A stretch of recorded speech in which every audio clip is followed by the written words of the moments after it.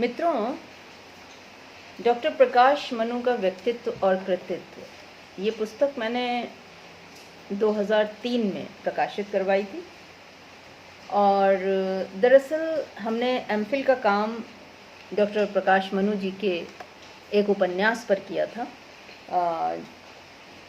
जिसे लेकर मेरे मन में जिज्ञासा हुई थी कि क्यों ना अब हम इनके संपूर्ण साहित्य का समग्र अनुशीलन कर दें। इसीलिए अनुमति लेकर प्रकाश मनु जी की ये मैंने पहला काम किया था उन पर, डॉक्टर प्रकाश मनु का व्यक्तित्व और कृतित्व। दरअसल 2003 में मैंने एक अंतर्राष्ट्रीय हिंदी संगोष्ठी ली थी, जिसमें यहाँ पर आपको सबके हस्ताक्षर दिखाई देंगे। बल्गेरिया से योर्दांका बोयोनोया आई थी, जापान से तोशो तनाका जी आए थे। उस समय मुख्यमंत्री विलासराव देशमुख जी थे, वो आए थे, और शिक्षण मंत्री रामकृष्ण मोरे जी थे, वो आए थे। ये सभी लोग और बड़े हिंदी के सारे दिग्गज लोग उपस्थित थे। इन सभी के हाथों से इस पुस्तक का विमोचन हुआ था। इसमें जो अभिमत दिए हैं उनमें जो मुख्य विद्वत लोग थे वो डॉक्टर आनंद प्रकाश दीक्षित जी थे, जिन्होंने अपना अभिमत इसमें लिखा है। शिक्षण मंत्री रामकृष्ण मोरे जी थे, उन्होंने लिखा है। और उसके बाद डॉक्टर नामवर सिंह जी से हमने प्रश्नोत्तर किया था प्रकाश मनु के बारे में, उन्होंने भी यहाँ अपने विचार उनके विषय में लिखे हैं। और रामदर्श मिश्र ने पत्र द्वारा अपने विचार भेजे थे, वो यहाँ मैंने इसमें शामिल किया है अभिमत में। इसमें मैंने कुल मिलाकर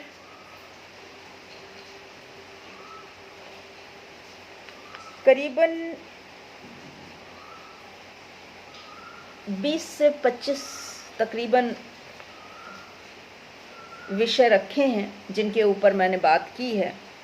एक और मनु, जीवन यात्रा, बढ़ते चरण थिरकते पांव, कुरुक्षेत्र विश्वविद्यालय में साहित्यिक विभूतियों से साक्षात्कार, सुनीता से परिणय, डिग्री एवं नौकरी की संघर्ष गाथा, काव्य यात्रा, ये जो दिल्ली है का सच, विनोदी स्वभाव, पर दुख कातरता, नारी के प्रति आकर्षण, लेखन का संघर्ष, न लिख पाने की व्यथा, मित्रता शत्रुता का अंतरावलंबन, बनावटीपन से नफरत, पत्रकारिता का जीवन एवं जीवन की पत्रकारिता, स्पष्टवादिता का परिणाम, 7 बुढ़ों के चक्रव्यूह में असहाय तरुणी लेखिका, कृति के अंतस्तल में झांकने वाली दृष्टि, उत्कृष्ट साक्षात्कारकर्ता, अवचेतन यात्रा, स्वप्न तथा यथार्थ, समाज का नग्न यथार्थ, स्वप्न दर्शन तथा भयावहता, बाबा तेरे रूप अनेक, साहित्यिक अवदान, कथा यात्रा के विविध पड़ाव, ये जो दिल्ली है का सच पुनश्च,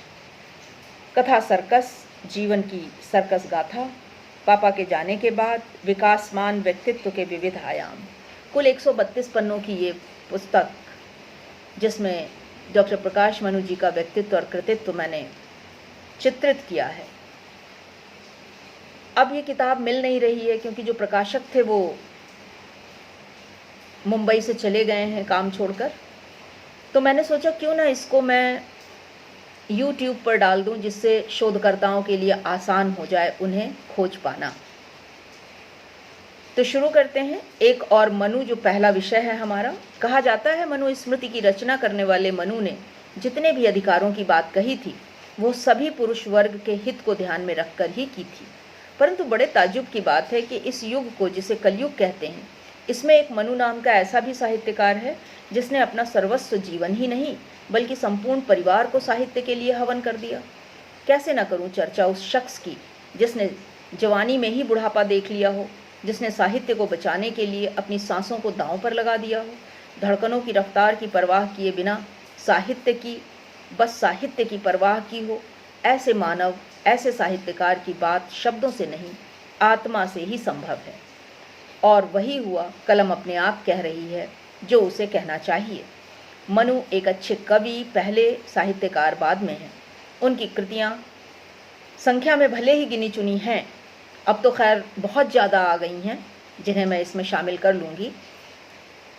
एक बारूद है तो दूसरी तोप। कारण यह है कि लिखने को तो वो हजारों किताबें लिख सकते हैं, किंतु उन्होंने उन अनछुए हिस्सों पर प्रकाश डाला है जिस पर लेखक अक्सर पर्दा डाल देते हैं।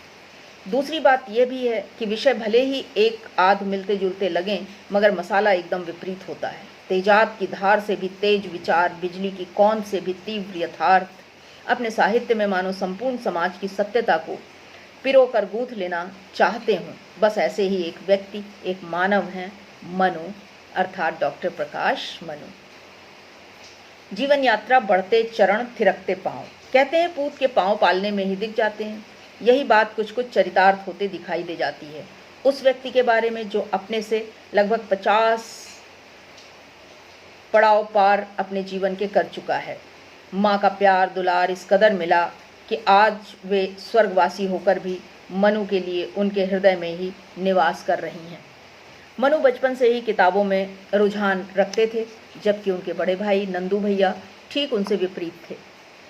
उनकी हम उम्र के लड़के जब सिनेमा और घूमने में दिलचस्पी लिया करते थे, उस समय मनु ढेरों पुस्तकें पढ़ने में मगन रहते थे। बड़े भाई की रुचि पढ़ाई में न होने के कारण उन पर छोटी सी उम्र से कार्य करने की जिम्मेदारी डाल दी गई थी। बड़े भाई को सिनेमा का बहुत शौक था। नसीब भी उतना ही अच्छा कि घर से सिनेमा घर 2 फरलांग की दूरी पर था। मजा ये कि आधी पिक्चर देखकर घर के चक्कर ऐसे लगा जाते मानो सिनेमा न देखकर अपनी जिम्मेदारी निभाने आए हों। कभी कभी तो हद ये हो जाती कि घर का गंभीर माहौल देखकर दोबारा सिनेमा घर न जा पाने की स्थिति का आभास होते ही छोटे भाई को भेजने की चेष्टा करते, किंतु मनु, जिनकी रुचि पुस्तकों में थी, वे उनसे भी बढ़कर निकलते। सिनेमा कक्ष तक तो जाते, परंतु बाहर से ही लौट आते। एक बार उनके भाई ने जब आगे की कहानी सुनाने को कहा तो उन्हें रोना आ गया और बोले, मुझे उस बड़ी बड़ी मूंछ वाले गेट कीपर से डर लग रहा था, इसलिए मैं नहीं गया। भाई को उन पर प्यार आ गया और जो कुछ मनु ने सोचा था ठीक उसके विपरीत बड़े भाई का व्यवहार निकला। बड़े प्यार से उन्होंने मनु को गले से लगा लिया और बोले, तुम्हें सिनेमा देखना बिल्कुल भी पसंद नहीं है? नहीं, संक्षिप्त सा उत्तर देकर चुप थे मनु। क्या अच्छा लगता है? पढ़ना, उत्तर मिला। ठीक है, अब मैं तुम्हें ढेरों पुस्तकें लाकर दिया करूंगा और कभी सिनेमा देखने के लिए नहीं कहूँगा। अब तो मनु को नंदू भैया ईश्वर से भी बढ़कर अच्छे लगने लगे, क्योंकि उनका व्यक्तित्व इतना कठोर था कि उनसे इतनी सरलता की उम्मीद नहीं की जा सकती थी। अब तो नंदू भैया अपने मित्रों के आने पर मनु को अच्छा खासा सराहते, उसकी पढ़ाई की तारीफ करते और कहते, देखना एक दिन मेरा मनु बहुत बड़ा आदमी बनेगा। मनु का हृदय उस वक्त बड़ा गदगद हो जाता, किंतु आज उन्हें न जाने क्यों ऐसा लगता है कि नंदू भैया की आशाओं को फलित उस तरह वो नहीं कर सके जैसा कि वो चाहते थे। इस दुख को वो दिल में पाले बैठे हैं। घर के सभी बड़े छोटे अपनी नज़र मनु पर ही लगाए रहते थे, क्योंकि वो सोचते थे कि हो न हो एक दिन ये घर की सभी स्थितियों में सुधार लाएगा और अच्छे पद पर प्रतिष्ठित होगा। मगर होनी को कुछ और ही मंजूर था और अचानक मनु को लगने लगा कि वो अब तक जो कुछ भी करते आए हैं वो अपनी खुशी के लिए नहीं था। जिस भूमि को अपनी समझ इतने दिन खड़े रहे वो उन्हें सुख नहीं दे पा रही है। मन व्यथित था, किंतु इरादे बुलंद थे और इसलिए निर्णय लेने में अब देर करना मुनासिब न समझते हुए घर में ये घोषित कर दिया कि मुझे एमए हिंदी साहित्य में करना है। इतना बड़ा बवंडर घर में मचा जिसकी अपेक्षा किसी और को हो न हो, किंतु मनु को थी। जिस माँ बाप ने भौतिक विज्ञान से मास्टर डिग्री अपने बेटे को कराया हो और वो यहाँ आने के उपरांत नया रास्ता शुरू करने की बात करे, चिंताजनक विषय तो है ही। मगर मनु की जिद और लगन के आगे किसी की एक न चली। माँ ही न जाने किस मिट्टी से बनी होती है, जो हमेशा केवल अपने बच्चों की खुशी चाहती है, उससे ज़्यादा वो सच में कुछ नहीं चाहती। ठीक यही मनु की माँ के साथ भी घटा। जब सारा परिवार उनके खिलाफत में था तो माँ एक तरफ खड़ी हो बोली, जा पुत्र, ले दाखिला, मैं तेरे एडमिशन की फ़ीस किसी तरह दे दूंगी। मनु ने माँ के भरोसे पर अपनी वो ज़मीन जिस पर खड़े होकर उन्हें अपने पर भरोसा पैदा हुआ कि अब मैं कुछ कर दिखाऊंगा, इसी भाव को मन में रख शिकोहाबाद के नारायणपुर विद्यालय में हिंदी साहित्य एमए स्नातकोत्तर डिग्री के लिए दाखिला ले लिया और पुस्तकालय में बैठकर अपनी रुचि को साकार रूप देने लगे। नतीजा ये हुआ कि पढ़ाई करने के उपरांत भी परीक्षा में प्रथम अंक कुछ ही अंकों से रुक गया। और उनका सपना जो लेक्चरशिप का था वो अधूरा रह गया। जब तमाम उम्मीदें फर्स्ट क्लास ने नष्ट कर दी तो उन्होंने सोचा कि चलो बीएड ही कर लें। सच तो ये था कि मनु अब घर वालों पर अपना बोझ नहीं डालना चाहते थे, इसलिए जल्द से जल्द कमाना चाहते थे। किंतु बीएड कर लेने के उपरांत ही किसी स्कूल में हिंदी पढ़ाने का मौका उन्हें मिल सकता था। उनके मन में एक विचार और आया था कि बाकी जीवन में हिंदी साहित्य को लेकर उन्हें जो भी करना है वो नौकरी करने के उपरांत भी कर सकेंगे। इसलिए उनका रुख बीएड की तरफ चला गया। संयोग से एक दिन उनके बड़े भाई एक अखबार की कटिंग लाकर बोले, कुरुक्षेत्र यूनिवर्सिटी के फेलोशिप और स्कॉलरशिप के लिए होने वाली नियुक्तियों का विज्ञापन इसमें निकला है, भर दो। मनु को आंतरिक विश्वास था कि ये फेलोशिप वो पा लेंगे, किंतु फिर भी देखते हैं वाले भाव से आवेदन कर दिया।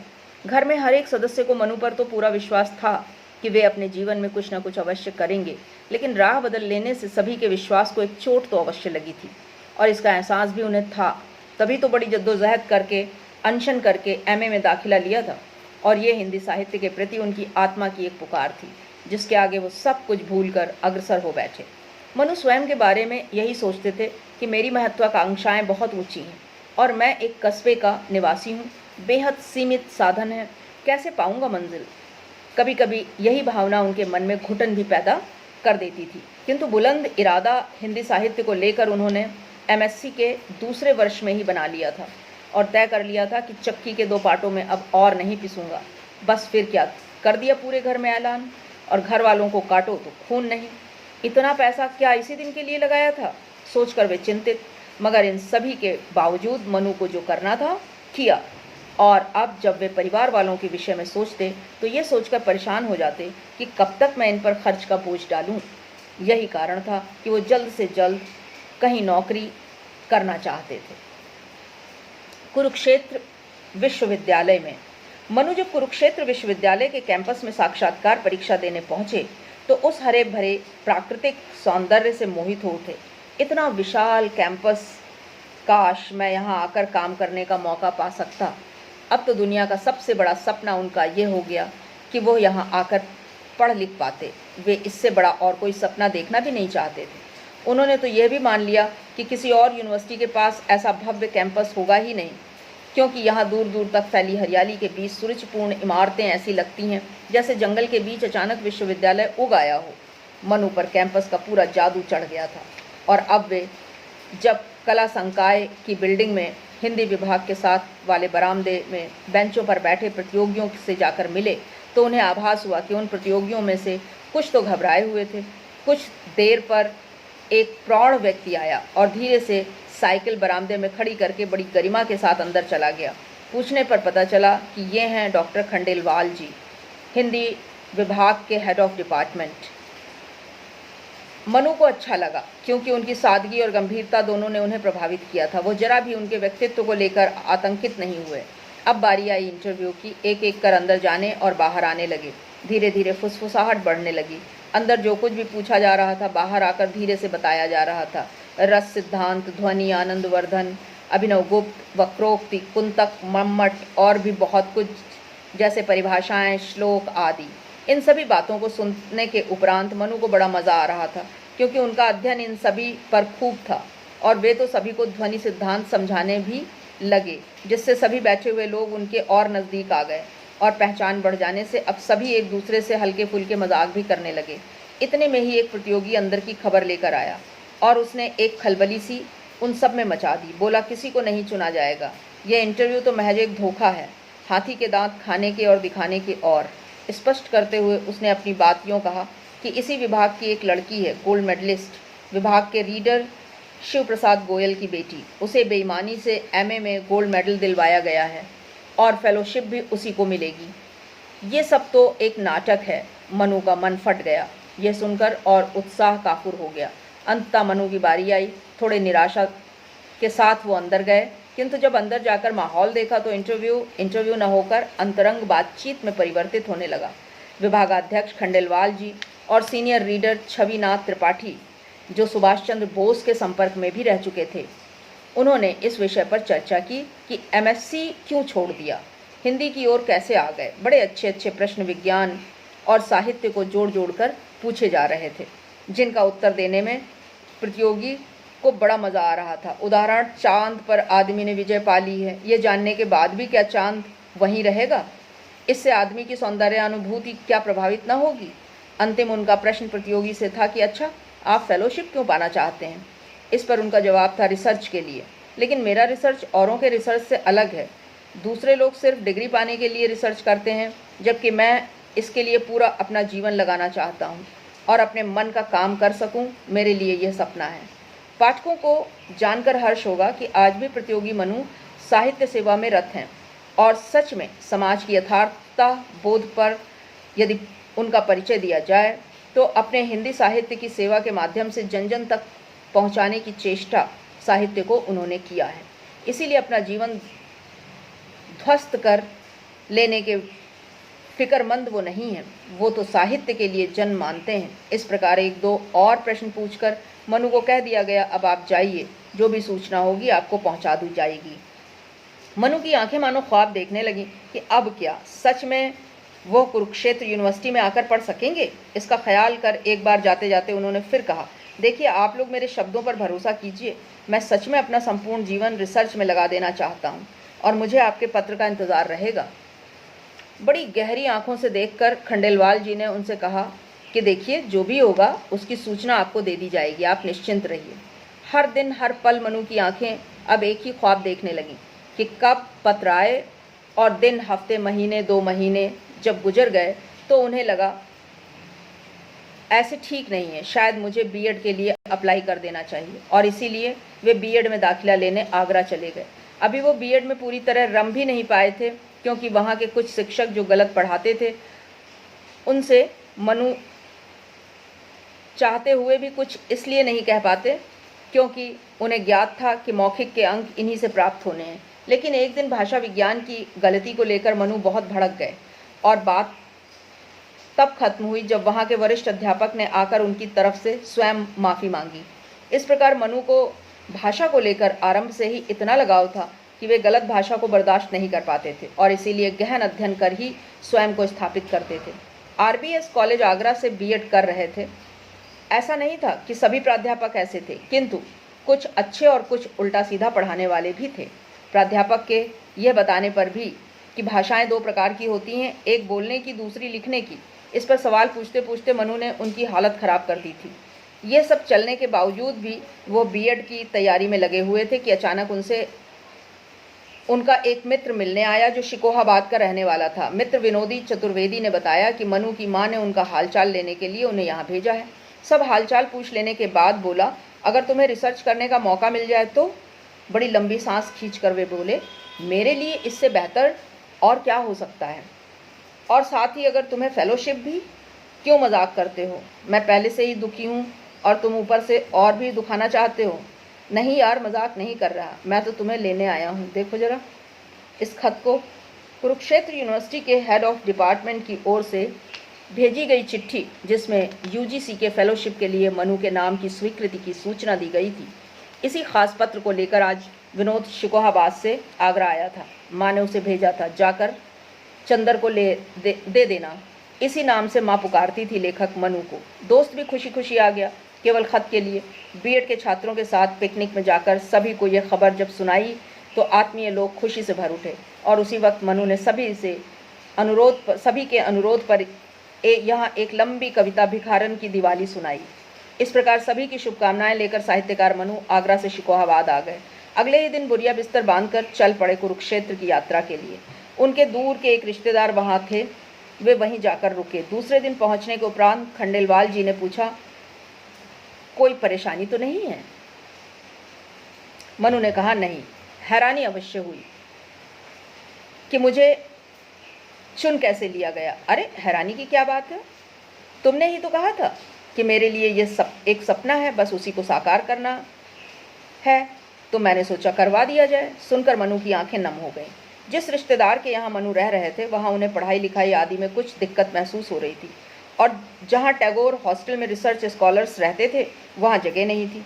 ऐसे आड़े वक्त खंडेलवाल जी ने स्वयं वार्डन को व्यक्तिगत रूप से पत्र लिखा, जिसका नतीजा ये हुआ कि महीने 1.5 महीने में मनु को हॉस्टल मिल गया। अब क्या था, तेजी से पढ़ाई लिखाई आरंभ हो गई। कितना मधुर संबंध हुआ करता था गुरु और शिष्य का। इतना अधिक ख्याल एक गुरु अपने शिष्य का रखता था जानकर हृदय गदगद हो जाता है, क्योंकि अगर हीरे की परख जौहरी नहीं करेगा तो भला उसे तराशने के लिए उचित जगह पहुंचाएगा कौन। शायद यही बात मनु पर भी चरितार्थ होती है। वो जितने प्रखर और मेहनती थे उसका आभास उनके गुरु को इंटरव्यू में ही हो गया था। इसीलिए आज वो एक कस्बे से निकलकर कुरुक्षेत्र यूनिवर्सिटी में विद्यमान थे। अब बारी आई रिसर्च के विषय के चयन की। मनु ने खंडेलवाल जी को बताया कि उनकी रुचि समकालीन हिंदी कविता में है, उसमें भी खासकर प्रेम और सौंदर्य विषय पर वो काम करना चाहते हैं। संयोग ये कि उनके गुरु का भी विषय कुछ इसी से मिलता जुलता था, आधुनिक हिंदी कविता में प्रेम और सौंदर्य। खंडेलवाल जी का शोध ग्रंथ सचमुच स्पृहणीय था और पढ़ते वक्त मनु को एहसास भी हुआ कि ऐसा शोध ग्रंथ कोई कवि हृदय ही लिख सकता है। मनु ने जी भरकर तारीफ की और साथ ही साथ आलोचना भी। खंडेलवाल जी बड़े प्रसन्न हुए और कहा, तुम्हारे सुझावों को मद्देनज़र रखकर अब संशोधित रूप में मैं इसे पुस्तक रूप में छपवाऊंगा। मनु ने लिखित रूप से अपनी विस्तृत राय ब्यौरेवार लिख कर दे दी। कुछ दिनों के उपरांत फिर से विषय चयन की बात आई और जवाब में मनु ने कहा, छायावाद एवं परवर्ती कविता में सौंदर्यानुभूति लूँगा। मनु को विषय जच गया और सोचा भारी विषय के नीचे दबकर चूरन होने से खंडेलवाल जी ने बचा लिया। यही ऐसे अवसर पर गुरु की आवश्यकता होती है जहाँ शिष्य को परेशानी से बचाने में वे सहायक सिद्ध होते हैं। इसी बीच खंडेलवाल जी का कविता संग्रह छपकर आया जिसका शीर्षक था आंधी और चांदनी। यह नेशनल पब्लिशिंग हाउस से छपा था। सभी रिसर्च स्कॉलर्स, प्राध्यापक और विद्यार्थियों में इसकी जोर शोर से चर्चा थी। कुछ ऐसे भी लोग थे जिन्हें कविता की समझ न थी किंतु भारी पारखी बन गए थे, क्योंकि इस प्रशंसा से तत्काल फायदे थे। मनु को काव्य संग्रह अधिक प्रभावित न कर सका, मात्र 2-3 ही मुक्तक उन्हें अच्छे लगे। मनु अचंभित तब हुए जब उन्होंने पाया कि इस काव्य संग्रह के विषय में जो उनके मत हैं ठीक वही अज्ञेय जी के भी हैं। खंडेलवाल जी के विषय में अब मनु की राय ये बनी कि वो कवि हृदय तो हैं पर बहुत अच्छे कवि नहीं। एक कारण यह भी था कि मनु उस दरमियान ब्रजेश भाई से मिले थे और उनकी कविताओं ने उनके हृदय में उथल पुथल मचा दी थी। मनु ने मुक्तिबोध, जितेंद्र कुमार, धूमिल, सर्वेश्वर दयाल, रघुवीर सहाय, श्रीकांत वर्मा, विष्णु खरे आदि कवियों का इतने विस्तार से अध्ययन कर लिया था कि खंडेलवाल जी उन्हें आकर्षित न कर सके। यही कारण था कि उन्हें लगा इन कवियों की पांत में वो नहीं टिकते। इसी विचार को अपने कुछ मित्रों से उन्होंने उजागर कर दिया। आज के लिए बस यहीं, आगे फिर चलेंगे दूसरे वीडियो में। धन्यवाद।